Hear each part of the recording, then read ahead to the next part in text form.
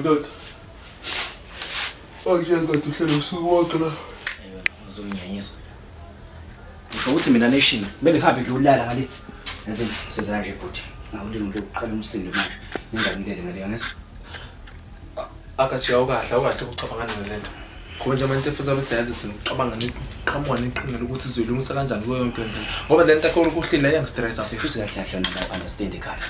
Ngiyazi ukuthi uKD bezona khona noBrady. Lokho ngasilethela izithe. Hayi suka man, soba besiyazi sinothongane phela lesa yihle singimbona. Yazi mfethu angazi nayo nokuthi ekuqaleni mfethu ungiyekeleni ngoba leya nje bengifuna. Uluma. Ihlafuna. Uthande mfethu yabo la sokuhlangana khona naye. Sho ukuthi ngiqoqoqoqo. Usiyagula nekhanda lakho.